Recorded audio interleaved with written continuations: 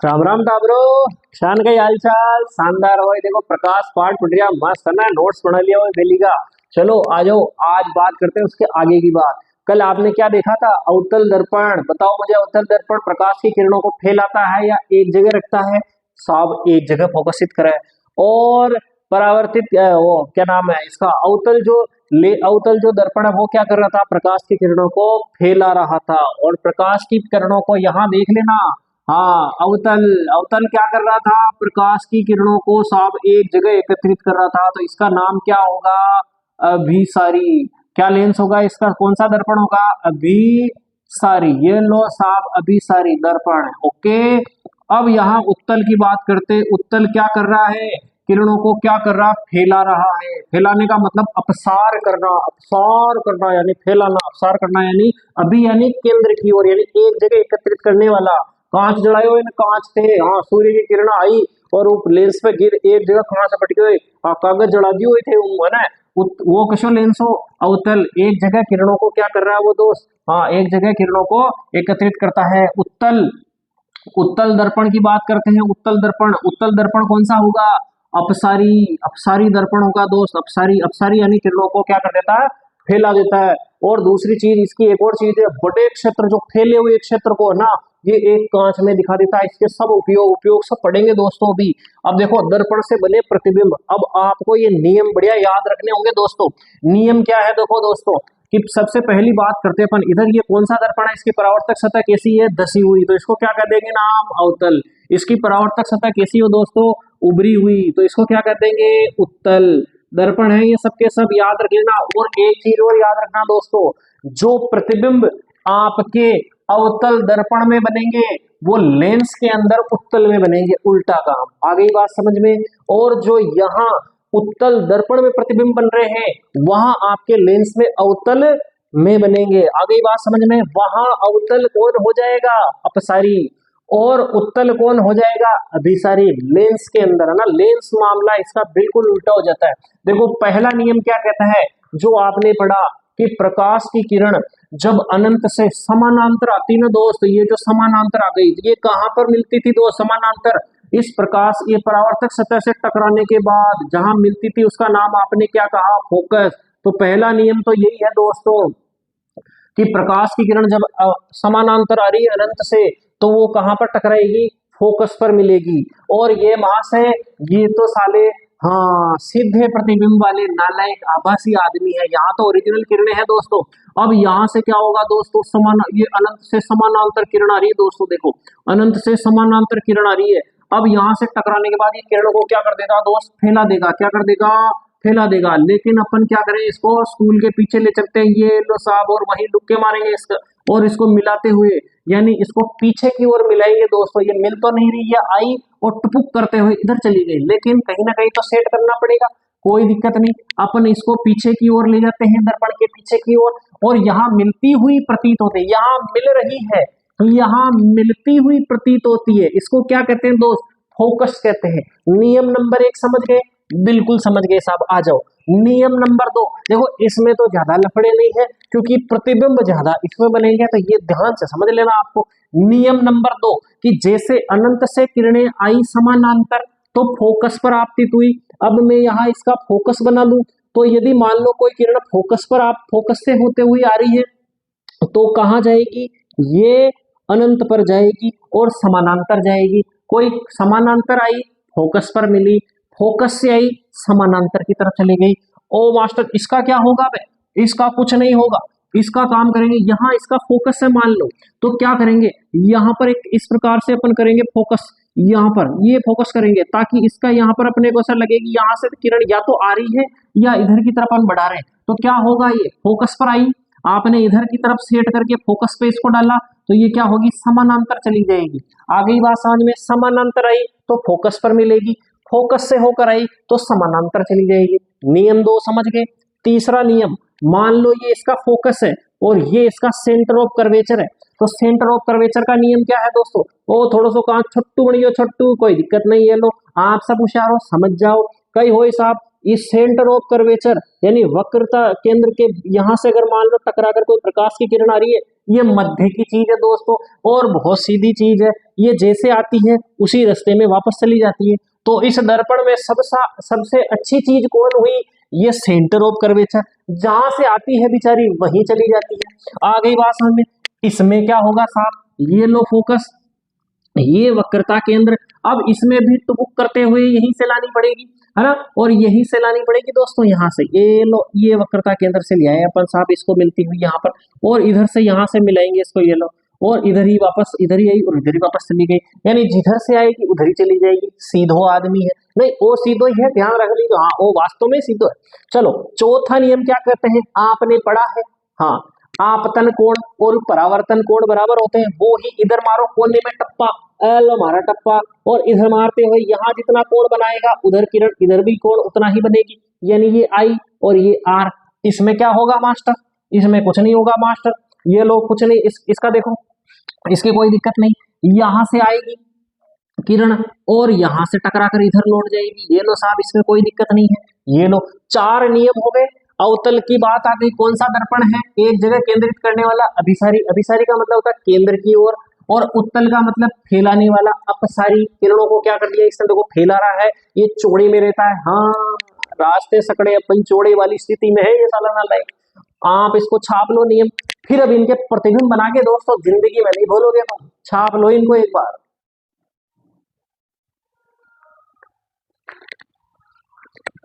हाँ दोस्तों देखो आ जाओ, ये एग्जाम में छपेगा आपके, सुन लेना, अवतल दर्पण से बने प्रतिबिंब, और इसमें छाप लेना कि अवतल दर्पण और उत्तल लेंस एक जैसे ही बनेंगे, ध्यान रख लेना प्रतिबिंब। अब आपको क्या करना, बड़ी ही तन्मयता के साथ कॉपी पेन लेके बैठ जाना, कैसे प्रतिबिंब बनेंगे वो बता रहे हैं, एग्जाम में पूछा भी जाता है, और एक लास्ट में एक शॉर्ट तरीका बताऊंगा, आपको जिंदगी में भूलोगे नहीं, आप ध्यान रख लेना बिल्कुल कि किस प्रकार के प्रतिबिंब कैसे बनेंगे। अब ध्यान से सुनना, ये मैंने बनाया साहब अवतल दर्पण, ये लो साहब ये अवतल दर्पण, परावर्तक सतह कैसी बनानी है, आपको धसी हुई बनानी है। सबसे पहली बात जो प्रतिबिंब, अगर बात करते हैं देखो यहां से अपन क्या क्या मानेंगे, पहले ये मैं बता देता हूं आपको, एक बिंब बनाएंगे, कोई वस्तु बनाएंगे, और एक उसका प्रतिबिंब बनेगा, ठीक है, यानी आपकी फोटो बनेगी उसके अंदर। अब क्या होगा, ये है अपना मुख्य अक्ष, और ये इसका मान लेते हैं आप, ये इसका फोकस मान लेते हैं, और ये इसका केंद्र मान लेते हैं। आगे बात समझ में, सी बड़े बड़े लिख देता हूँ थोड़े से यार, तुम्हें दिखेगा नहीं नालायक को, ये एफ और ये सी, और एक क्या मान लेते हैं अपन, अनंत, कहीं दूरी से कोई ना कोई चीज बांध लेते हैं, ये लो साहब ये अनंत है ना।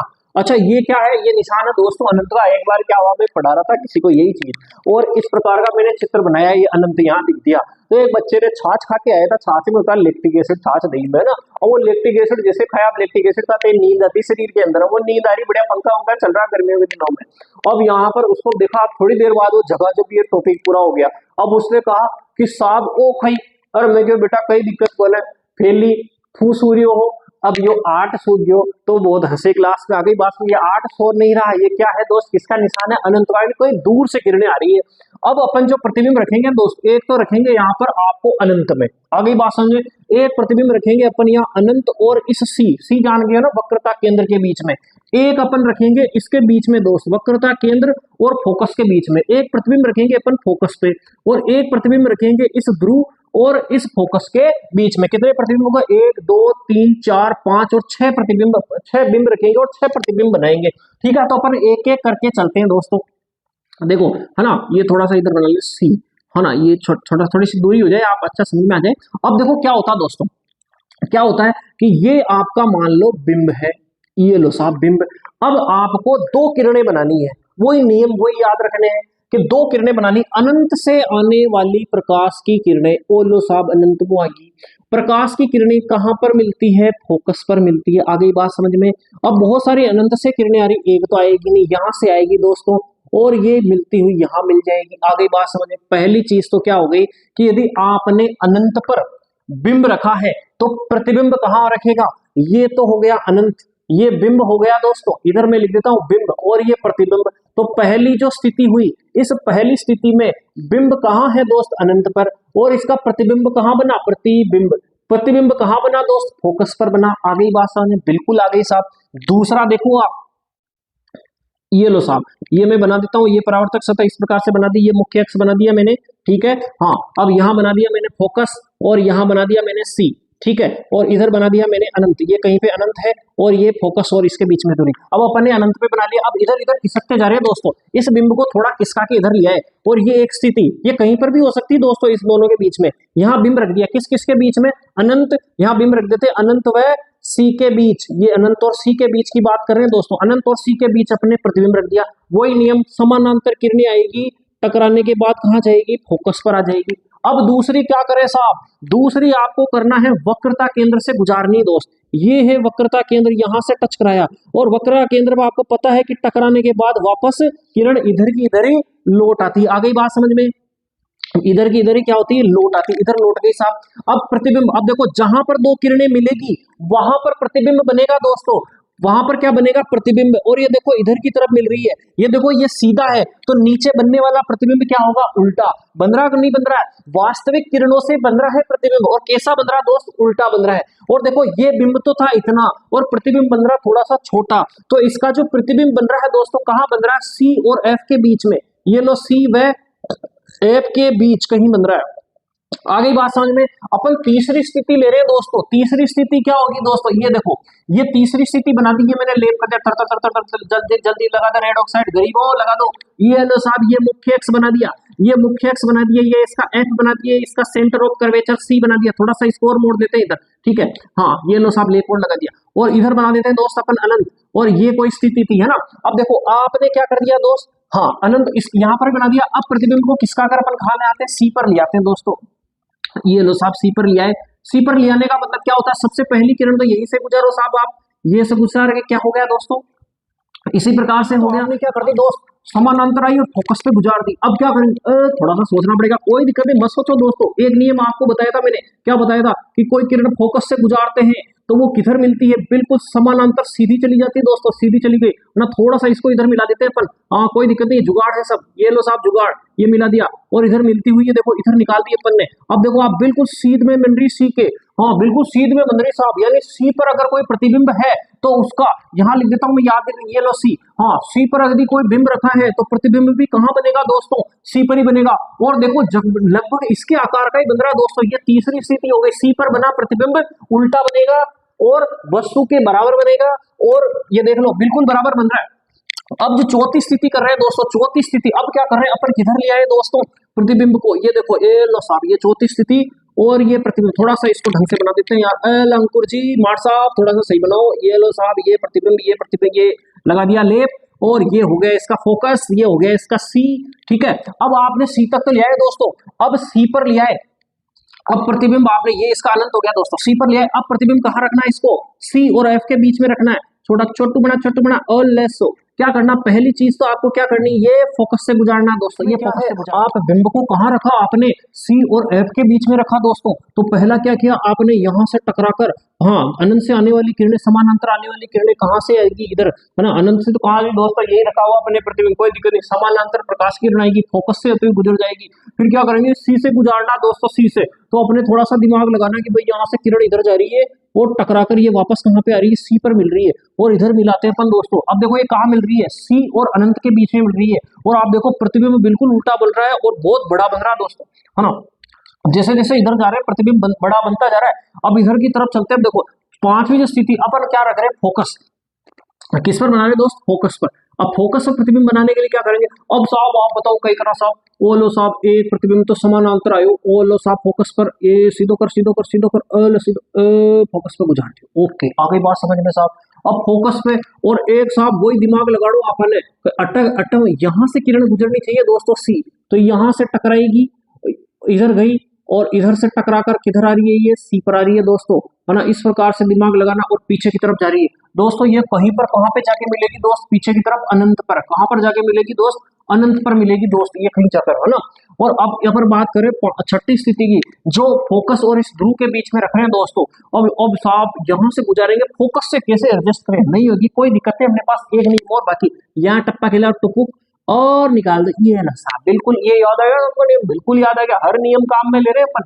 अब देखो एक क्या होगा दोस्तों कि इस सी के सीध में लानी है दोस्तों, ये इस प्रकार से जानी चाहिए दोस्तों, कहीं ये सीध में है ना, और यहाँ पे आप बना लेना और इधर आती हुई बता देना, और दोस्तों पीछे निकलती हुई। अब देखो दोस्तों ये इतनी दूरी है कि ये दूरी बनती जाएगी, ये मिलेगी नहीं, तो अपने को क्या मिला नहीं, कोई दिक्कत नहीं, इधर आगे बढ़ाओ, हाँ वही आगे बढ़ाओ, बढ़ाओ बढ़ाओ बढ़ाओ, इसको प्रेम से डॉट डॉट बढ़ाओ, क्योंकि वास्तविक किरणें नहीं है साहब, ये मिलाओ, और ये दर्पण के पीछे प्रतिबिंब, और ये देखो प्रतिबिंब कहाँ बन रहा दोस्तों, सीधा बन रहा, ओ थरी बराबर जो सीधो बन गयो, हाँ पहली बार अवतल से कौन सा प्रतिबिंब बना दोस्तों, सीधा प्रतिबिंब बना।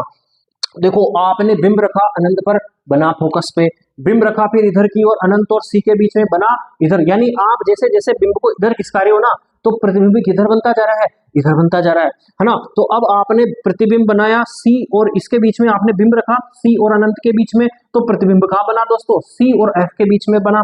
अब इधर की तरफ बात करते हैं, और तीसरी स्थिति में आपने प्रतिबिंब कहाँ बना, सी पर, तो बनेगा भी वास्तव में किधर, सी पर। अब अगला जो प्रतिबिंब बना, अगला प्रतिबिंब आपने कहाँ रखा, सी और एफ के मध्य, और बना किधर, सी व अनंत के मध्य बना। अब इधर बात करते हैं दोस्तों, इधर देखो, अब आपने प्रतिबिंब कहाँ रखा, फोकस पर, तो बिंब किधर बनेगा दोस्तों, अनंत पर बनेगा, यानी फोकस और अनंत दोनों साथी है दोस्तों, जन्म जन्म के साथी है, कभी ना बिछड़ेंगे, साथ हमेशा देंगे। और ये देखो स्कूल के पीछे वाली बिल्डिंग, बड़ी बिल्डिंग, हाँ कल्पना वाली चीजें, सपने में मिलने वाली चीजें, अब आपने प्रतिबिंब रख दिया एफ व इस ध्रुव के बीच में, तो प्रतिबिंब कहाँ बनेगा दोस्तों, देखो स्कूल के पीछे, यानी दर्पण के पीछे, यहाँ लिखना आपको दर्पण के पीछे, और बड़ा बन रहा देखो दोस्तों, और कहाँ बन रहा, दर्पण के पीछे बड़ा बन रहा है। अब आपने एक ट्रिक बता दूंगा शानदार, ताकि आपने पूछो रे कि सेकंड में बिल्कुल आ जाओ, एक बार इन्हें ना छाप लो, फिर आपने तरीकों बताओ, शानदार तरीकों वालों जो जिंदगी में न भूलो, आप इन छाप लो एक बार। देखो एक जादुई टेक्निक जिससे आप बिल्कुल याद कर लोगे, देखो ये इस प्रकार का अवतल दर्पण है ना। अब अवतल दर्पण में अपन 6 स्थानों पर अपन ने रखा था, देखो ये फोकस है, ये वक्रता केंद्र और ये अनंत, और इनके बीच में एक बार प्रतिबिंब रखा था, सी और एफ के बीच में एक बार प्रतिबिंब रखा था, और ये आपका ध्रुव जिसे पोल कहते हैं, इसके बीच में एक बार प्रतिबिंब रखा था। अब देखो इधर से आ रहे थे अपन, अब यहाँ ध्यान रखना, सबसे पहली बात तो वास्तविक और उल्टे प्रतिबिंब बनेंगे, केवल एक स्थान इस वाले स्थान को छोड़कर, तो ये याद रखना वास्तविक और उल्टे सब जगह, केवल एक के अलावा ना। अब यहाँ पर क्या कर रहे हैं, देखो अनंत पर प्रतिबिंब कैसा बन रहा है, यहाँ इधर लिख दिया मैंने, इधर छोटे, और जो सी पर वो वस्तु के बराबर है ना, तो इधर सी से इधर इधर प्रतिबिंब, अगर बिंब रखोगे तो प्रतिबिंब कैसे बनेंगे, छोटे। और 4 स्थान जो कि सी का है ना, सेंटर ऑफ कर्वेचर, इससे इस तरफ अगर बिंब रखेंगे तो बनने वाले जो प्रतिबिंब होंगे वो कैसे होंगे, बड़े होंगे, इधर छोटे प्रतिबिंब बनेंगे, इधर बड़े प्रतिबिंब बनेंगे, और बीच में ये सी पर बराबर प्रतिबिंब बनेगा, याद रख लेना। और इस एक नंबर जो कि एफ और पी के बीच में यदि अपन ने कहीं पर बिंब रखा है, तो प्रतिबिंब बहुत बड़ा बनेगा, और पीछे बन रहा था दर्पण के पीछे, और वास्तविक किरणों से नहीं, अपन जानबूझ के मिला रहे थे, आभासी प्रतिबिंब बन रहा था, यानी वास्तविक किरणों से नहीं बन रहा था। और प्रतिबिंब कैसा बन रहा था, पहली बार सीधा प्रतिबिंब बन रहा था।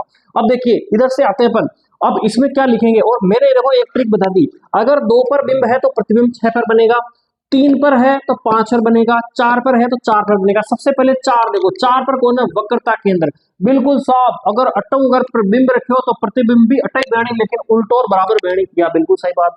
अब इधर चलते हैं अपन, अनंत की बात करते हैं, अनंत पर आपने बिंब रखा, अनंत 6, इसकी सम संख्या देखो 4 के अलावा 2 है ना, 6 और 2, यानी 6 पर प्रतिबिंब तो 2, 2 पर अपना कौन था, फोकस, ओके समझ में आ गई। फिर 5 की बात करते हैं, 1 के अलावा विषम संख्या कौन है इसकी, 5 और 3 है, तो साहब बिल्कुल अनंत और सी के बीच में यदि आपने बिंब रखा तो प्रतिबिंब बनेगा 3 पर, यानी सी और एफ के बीच में। यदि सी और एफ के बीच में बिंब रखा हुआ तो प्रतिबिंब कहाँ बनेगा, अनंत और सी के बीच में प्रतिबिंब बनेगा। आगे बात समझ में, ये एक बार देख लेना, इधर ये मैंने लिख दिया, अनंत पर प्रतिबिंब तो कहाँ बनेगा, फोकस पर, और छोटा इधर देख सकते हैं आप, ये पूरी की पूरी सारणी ऐसे उतार लेना दोस्त, आपको बहुत ही मस्त तरीका, इससे अच्छा लूड़िया नहीं मिलेगा आपको, छाप लेना इसको, अवतल दर्पण से बने मेरे प्रतिबिंब। और समझ में नहीं आई तो कमेंट बॉक्स में लिख देना, वापस समझा दूंगा इसको छोटा सा वीडियो बना के। हाँ दोस्तों उतार लिया होगा मेरे हिसाब से, है ना। अब अपन पढ़ रहे हैं उत्तल दर्पण से बने प्रतिबिंब कैसे होते हैं। देखो उत्तल दर्पण जो होगा ना दोस्तों, थोड़ा सा इधर ध्यान से समझ लेना इसको, इसकी परावर्तक सतह क्या होगी, उभरी हुई होगी, यानी इस प्रकार से होगा, है ना। अब इसमें केवल एक ही स्थिति है दोस्तों, ये अनंत मान सकते हैं अपन, ये इसका पोल मान सकते हैं, है ना। अगर मान लो अनंत से किरणें आएगी ना, तो ये कहां पर, एक फोकस पर बनेगी, यानी अनंत पर अगर आपने बिंब रखा तो कहां पर बनेगा, फोकस पर प्रतिबिंब बनेगा। और कैसा बनेगा दोस्तों, छोटा बनेगा, कैसा बनेगा, छोटा। और आपको मैंने पहले ही बता दिया, इसको बना के किरणें, इसकी कोई किरणें मिलती नहीं है, तो ये कैसा प्रतिबिंब बनेगा दोस्तों? आभासी। और आभासी होगा तो कैसा बनेगा? सीधा प्रतिबिंब बनेगा। कैसा बनेगा दोस्तों? सीधा। कैसा बनेगा दोस्तों? सीधा प्रतिबिंब बनेगा। आ गई बात समझ में? और इसके अलावा कहीं पर भी अगर मान लो अनंत और फोकस के बीच में कहीं पर भी अगर मान लो अनंत के अलावा, है ना, अनंत पे अगर आपने प्रतिबिंब रखा तो प्रतिबिंब फोकस पर बनेगा, और अनंत और फोकस के बीच में आपने कहीं पर भी वस्तु रख दी दोस्तों, बीच में कहीं पर भी, तो यह इसका फोकस है दोस्तों, ना, ये फोकस है। तो इस P और यानी अगर मैं यहाँ लिख दूंगा अनंत व P के मध्य आपने बिंब रखा है, तो प्रतिबिंब कहाँ बनेगा दोस्तों? इसका P और F के मध्य, P व F के मध्य। ये नहीं पूछा जाता है, ध्यान रख लेना, ये नहीं पूछा जाता, केवल इतना ध्यान रख लेना, अपने यूजेज इसके पूछे जाते हैं, ये लाइन जरूर याद रख लेना। इसके प्रतिबिंब कैसे बनते हैं दोस्तों? छोटे, आभासी और सीधा। छोटे, आभासी और सीधा। अब यहाँ अपन पढ़ रहे हैं दोस्तों यूज, क्या पढ़ रहे हैं? उपयोग। उपयोग के बारे में कभी प्रश्न पूछा जाता है, जैसे मैंने अभी आपको बताया कि अवतल दर्पण वो क्या करता है? प्रकाश की किरणों को एक जगह एकत्रित करता है। ये अवतल है ना, परावर्तक सतह ये 10 वाली होगी, तो ये अनंत से जो किरणें आएगी दोस्तों, इनको क्या कर देगा? ये अनंत से जो किरणें आएगी इनको एक जगह क्या कर देगा दोस्त? फोकसित कर देगा। यानी बहुत सारी किरणों को एक जगह इकट्ठी करके लंबी दूरी पर अगर भेजने की किरणें होगी, तो उसके लिए कौन सा दर्पण काम में लिया जाएगा दोस्तों? अवतल। आपने किसान टॉर्च या सर्च लाइट देखी होगी, अब उसमें प्रकाश फैलने वाला चाहिए या एक जगह केंद्रित करने वाला? सब एक जगह केंद्रित और दूर तक जाए, तो एक जगह केंद्रित कौन करता है दोस्तों? अवतल दर्पण। तो अवतल दर्पण पूछ लिया जाए कि हाँ, सर्च लाइट या गाड़ियों की हेडलाइट, कि उसमें सर्च लाइट और गाड़ियों की हेडलाइट जिसमें बीम दूर तक जानी चाहिए, उसमें कौन सा दर्पण का इस्तेमाल किया जाता है दोस्तों? कौन से दर्पण का इस्तेमाल किया जाता है वहां पर? अवतल दर्पण का। आगे बात दो समझ में दोस्तों।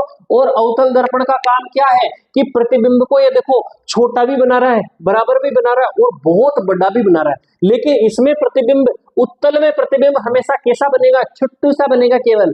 तो अगर मान लो सेविंग अगर आप कराने जा रहे हो, तो है ना, जो अपने जो दोस्त होते हैं, जो कटिंग करने वाले होते हैं, वहां पर वो जो दर्पण लगा होता है वो कौन सा होगा दोस्त? क्योंकि उसको बड़ा करके दिखाना है, तो आपके सिर वगैरह इस प्रकार से थोड़ा बड़ा करके देखोगे तो आपको प्रतिबिंब, आपकी जो कटिंग वगैरह आपको अच्छी दिखाई देगी, या छोटा करके देखोगे? नहीं नहीं साहब बड़ा दी की, जब माना कटिंग दी की, साइड में कतरा कटिया न कटिया गन्नेगड़ा की नहीं बाढ़ काटा आजकल यूं ही हुआ, तो वो कितना दिखेगा? वो बड़ा दिखना चाहिए। तो बड़े के लिए कौन सा बिंब आपको, कौन सा दर्पण काम में लेंगे दोस्तों? अवतल काम में लेंगे। यानी सेविंग के लिए भी कहाँ काम में ले गया?